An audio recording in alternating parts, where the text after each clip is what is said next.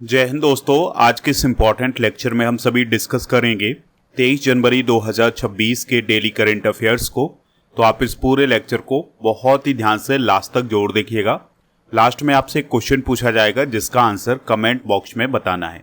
तो आज का पहला और इम्पॉर्टेंट क्वेश्चन है, इंदिरा गांधी शांति निरस्त्रीकरण और विकास पुरस्कार 2025 किसे दिया जाएगा? आंसर हो जाएगा इसका ग्रासा मासेल को। तो दोस्तों, इसे इंदिरा गांधी शांति पुरस्कार के नाम से भी जाना जाता है। तो आपको याद रखना है कि 2025 का इंदिरा गांधी शांति पुरस्कार ग्रासा मासेल को प्रदान किया गया है। और ये किस देश से संबंधित हैं, ये जरूर आप नोट करिएगा। तो ये मोजाम्बिक देश से संबंधित हैं, जो कि अफ्रीका महाद्वीप का एक देश है। और ये मोजाम्बिक की एक पॉलिटिशियन, समाज सेवी और मानवाधिकार कार्यकर्ता हैं। इन्होंने मोजाम्बिक को आज़ादी दिलाने में महत्वपूर्ण भूमिका निभाई थी, यानी कि मोजाम्बिक को आज़ादी दिलाने के लिए जो मूवमेंट चला था उसमें उन्होंने सक्रिय भूमिका निभाई थी। इसके बाद 1975 में मोजाम्बिक को स्वतंत्रता प्राप्त हुई और स्वतंत्रता के बाद वो देश की पहली शिक्षा और संस्कृति मंत्री बनाई गई थी। बात करते हैं इंदिरा गांधी शांति पुरस्कार की। तो यह एक इंटरनेशनल पुरस्कार है। 1986 में इसकी स्थापना हुई थी। हमारे देश की पूर्व प्रधानमंत्री इंदिरा गांधी की याद में ये दिया जाता है और यह पुरस्कार इंदिरा गांधी मेमोरियल ट्रस्ट के द्वारा प्रदान किया जाता है। इसका उद्देश्य है विश्व शांति, निरस्त्रीकरण और विकास के क्षेत्र में उल्लेखनीय योगदान को सम्मानित करना। इस सम्मान के अंतर्गत 25 लाख रुपए की नगद राशि दी जाती है। अब हम इस पुरस्कार के पिछले विजेताओं को डिस्कस करते हैं। तो 1986 में जो पहला पुरस्कार मिला था, ये वैश्विक कार्रवाई के लिए सांसद को दिया गया था। 1989 में यूनिसेफ को, 1991 में राजीव गांधी को, 1997 में जिमी कार्टर को दिया गया था, 1999 में MS स्वामीनाथन, 2009 में शेख हसीना को, जो कि बांग्लादेश की पूर्व प्रधानमंत्री हैं, 2013 में एंजेला मार्केल को दिया गया था, 2014 में इसरो को, 2015 में UNHCR यानी संयुक्त राष्ट्र शरणार्थी उच्चायुक्त को दिया गया था, 2017 में मनमोहन सिंह, 2022 में भारतीय चिकित्सा संघ और प्रशिक्षित नर्स एसोसिएशन ऑफ इंडिया को दिया गया था, 2023 में डैनियल वॉरेन बोएम और अली अबू अब्बाद को दिया गया था, 2024 का मिशेल बैचलेट को दिया गया था, जो कि चिली देश की थी। तो ये पिछले विजेता आपको ज़रूर याद रखना है। 2022, 23 और 24 का आप याद रख सकते हैं। बाकी आपको अगर याद रखना हो तो यूनिसेफ वाला याद रख सकते हैं और इसरो वाला भी आप याद रख सकते हैं। और ये जो संयुक्त राष्ट्र शरणार्थी उच्चायुक्त वाला है, ये भी आप याद रख सकते हैं। भारत सरकार ने न्यूजीलैंड के लिए भारत के अगले हाई कमिश्नर के रूप में किसे नियुक्त किया है? आंसर हो जाएगा मुआनपुई सायाबी को। तो मुआनपुई सायाबी न्यूजीलैंड में भारत की हाई कमिश्नर बनी है। तो अभी दो देशों में राजदूतों की नियुक्ति की गई है, न्यूजीलैंड और जॉर्जिया में। तो न्यूजीलैंड में भारत के अगले हाई कमिश्नर के रूप में मुआनपुई सायाबी को नियुक्त किया गया है। और वहीं अगर हम जॉर्जिया की बात करें तो जॉर्जिया के लिए भारत के राजदूत बने हैं अमित कुमार मिश्रा। दोस्तों, न्यूजीलैंड के बारे में अगर हम बात करें तो यह एक द्वीपीय देश है और ये प्रशांत महासागर में स्थित है। वेलिंगटन इसकी कैपिटल है। चार्ल्स तृतीय यहाँ के राजा हैं, यानी जो ब्रिटेन के राजा होते हैं वही न्यूजीलैंड के राजा होते हैं। गवर्नर जनरल हैं सिंडी कीरो, प्रधानमंत्री हैं क्रिस्टोफर लक्सन। और दोस्तों, यहाँ की जो जनसंख्या है उसमें प्रमुख जातीय समूह कौन कौन है? यूरोपीय और माओरी। न्यूजीलैंड को कीवी भी कहा जाता है, इस बात को आप याद रखिएगा। वहीं अगर हम जॉर्जिया की बात करें तो यह पूर्वी यूरोप और पश्चिम एशिया में स्थित एक कंट्री है और तिबिलिसी इसकी राजधानी है। मिखाइल कावेलासुली यहाँ के राष्ट्रपति हैं। प्रधानमंत्री की बात करें तो इराकली कोबा खिर्जे यहाँ के प्रधानमंत्री हैं। हाल ही में नियुक्त राजदूत एक बार डिस्कस कर लेते हैं। तो दिनेश के पटनायक कनाडा में भारत के राजदूत हैं और एलियावती लोंग कुमार उत्तर कोरिया में, अनुराग भूषण स्वीडन में, जितेंद्र पाल सिंह इजराइल में, दिनेश भाटिया ब्राज़ील में, अजित विनायक गुप्ते इजिप्ट में, अरुण गोयल क्रोएशिया में, विनय मोहन क्वात्रा ये हैं अमेरिका में।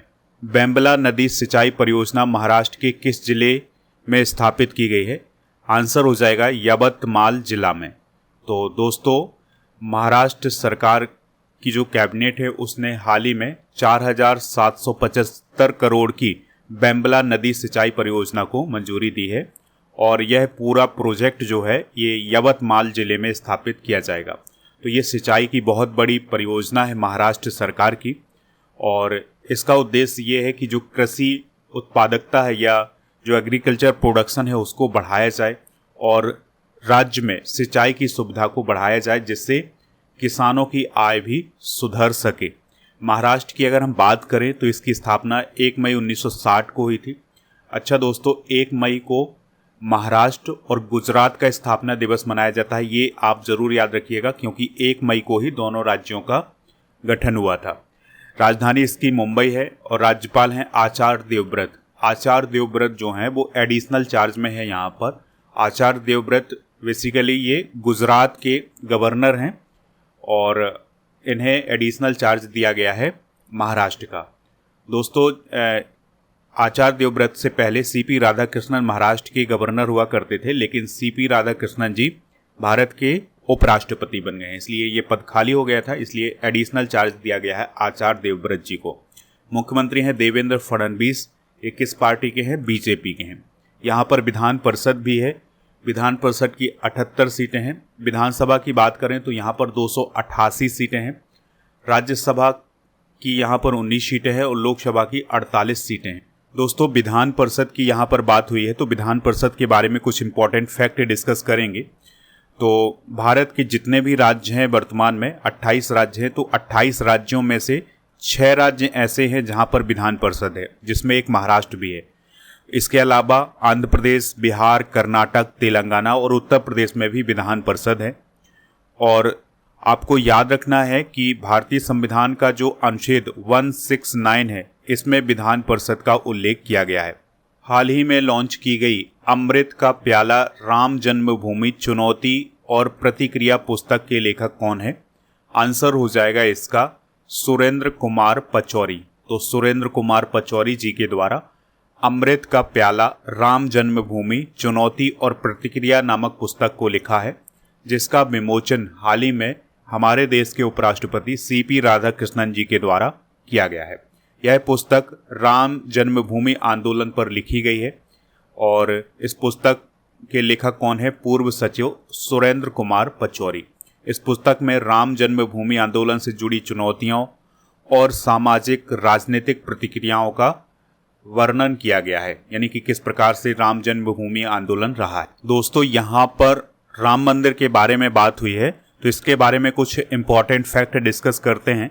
तो आपको याद रखना है कि राम मंदिर का जो शिलान्यास हुआ था अयोध्या के, उसका शिलान्यास हुआ था 5 अगस्त 2020 को। ठीक है, फिर इसमें जो प्राण प्रतिष्ठा समारोह था वो कब आयोजित किया गया था? 22 जनवरी 2024 को। तो ये फैक्ट आपसे पूछे जा सकते हैं। हमारा जो राम मंदिर है ये किस शैली में बनाया गया है? तो ये नागर शैली में बनाया गया है। राम मंदिर को डिजाइन किसने किया था? तो चंद्रकांत सोमपुरा ने डिजाइन किया था। और दोस्तों, आपको याद रखना है कि जो राम मंदिर में मूर्ति रखी गई है रामलला की, उसके मूर्तिकार कौन है? अरुण योगीराज। कुछ important books and author discuss करते हैं जो हाल फिलहाल में लॉन्च की गई बुक्स हैं, जैसे I am Giorgia my roots my principles. किसकी पुस्तक है? जॉर्जिया मेलोनी की है। और ये जॉर्जिया मेलोनी इटली की प्राइम मिनिस्टर हैं, इस बात को आप याद रखिएगा। The man who became cinema को लिखा है Ashok Chopra. The conscious network को लिखा है सगाटा श्रीनिवास राजू ने। The rise of the hitman को लिखा है आर कौशिक ने। ये पुस्तक रोहित शर्मा पर आधारित है। वाई द कॉन्स्टिट्यूशंस मैटर्स पुस्तक को लिखा है डी.वाई. चंद्रचूड़ जी ने। दोस्तों, डी.वाई. चंद्रचूड़ जो थे वो भारत के 51वें नंबर के चीफ जस्टिस थे। M S Swaminathan the man who fed India को किसने लिखा है? प्रियंबदा जयकुमार ने।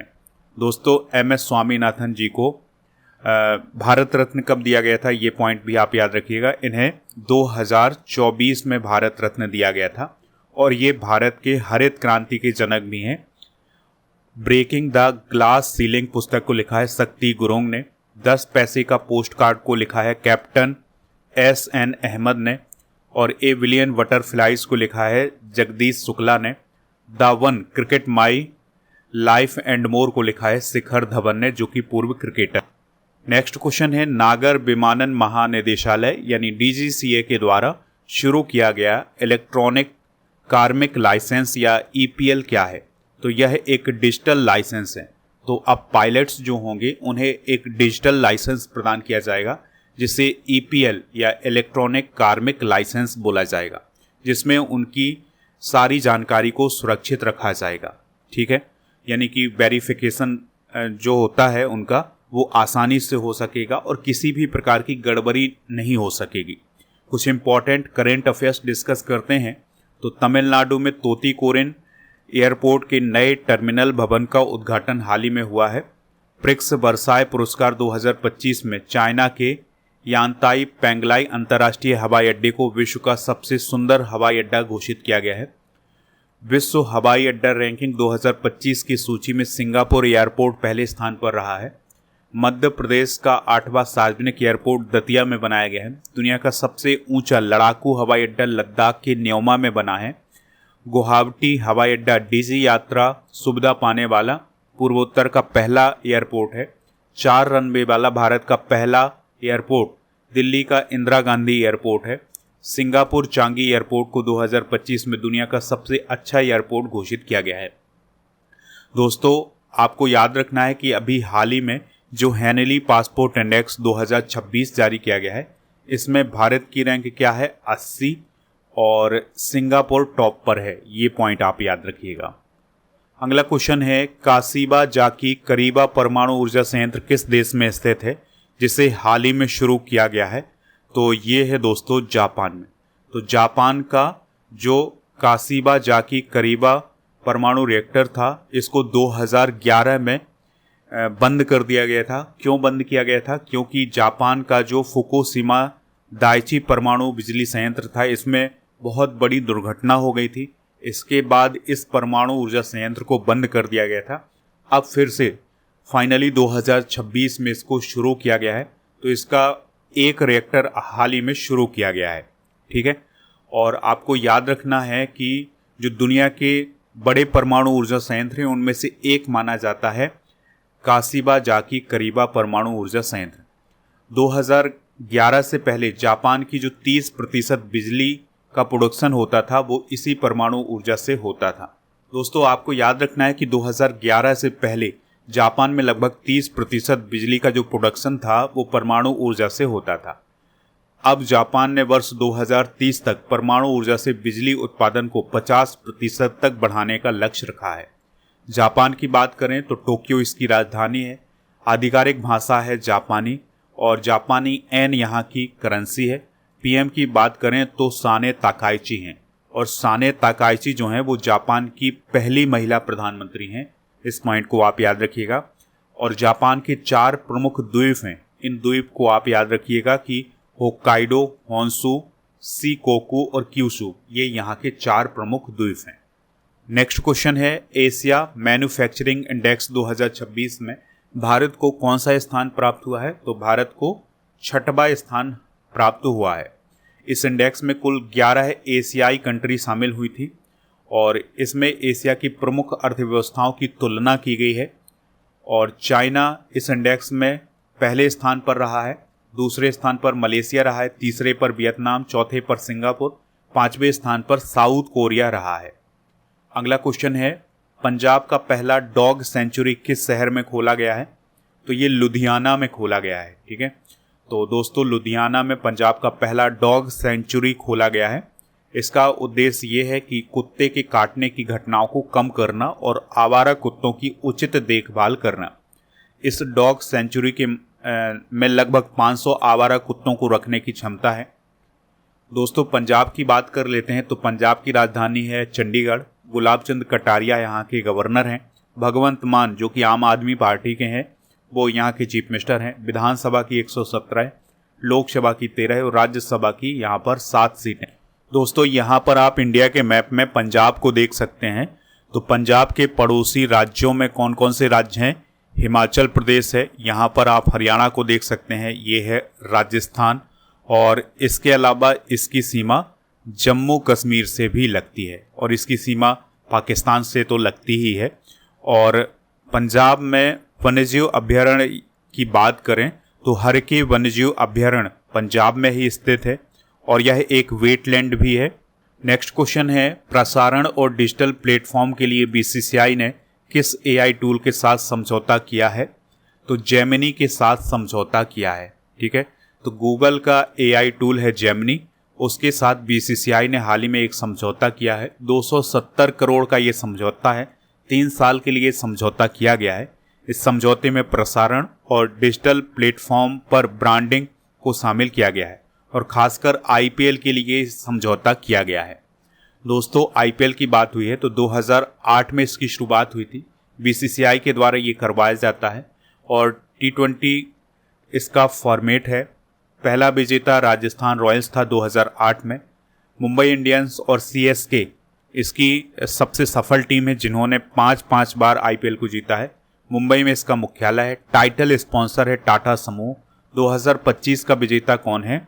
आरसीबी। नेक्स्ट क्वेश्चन है, भारत का पहला गहन प्रजनन ज्ञान केंद्र किस संस्था ने शुरू किया है? तो एक्सीजेन IVF ने शुरू किया है। ठीक है, और इसको मुंबई में स्थापित किया गया है और इस केंद्र का उद्देश्य है प्रजनन क्षमता यानी फर्टिलिटी को लेकर जागरूकता बढ़ाना। यह केंद्र रोगियों की शिक्षा और समझ पर विशेष रूप से केंद्रित है। IVF का फुल फॉर्म क्या होता है? तो इन विट्रो फर्टिलाइजेशन, और यह एक चिकित्सा प्रक्रिया है। इसमें संतान प्राप्ति में मदद मिलती है। दोस्तों, 2025 में प्रथम घटनाएं डिस्कस करते हैं। जैसे दक्षिण पूर्व एशिया का पहला कोरल क्रायो बैंक लॉन्च किया गया है फिलीपींस में। भारत का पहला 32 बिट विक्रम 3201 प्रोसेसर किसने बनाया है? इसरो SCL ने। देश का पहला ड्रोन AI आधारित कृत्रिम वर्षा प्रयोग हुआ है जयपुर में। सांकेतिक भाषा विशेषज्ञों को पैनल में शामिल करने वाला पहला राज्य कौन बना है? पंजाब। भारत का पहला make in India green hydrogen plant शुरू हुआ है कांडला, गुजरात।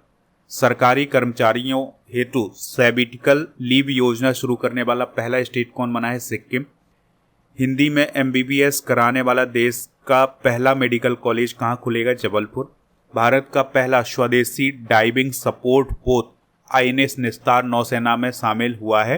दोस्तों, आप स्टडी करके ऐप को इंस्टॉल कर लें जिसका लिंक डिस्क्रिप्शन बॉक्स में दिया गया है। यहाँ पर आपको प्रीमियम कोर्स, पेड कोर्स, ये सभी ऑप्शन मिल जाएंगे। तो जो प्रीमियम कोर्स वाला ऑप्शन है यहाँ पर आपको लूसेंट GK फाउंडेशन सीरीज मिल जाएगी। तो इस सीरीज़ को आप ज्वाइन कर लें। लूसेंट 500 कूपन कोड इसमें यूज करना है।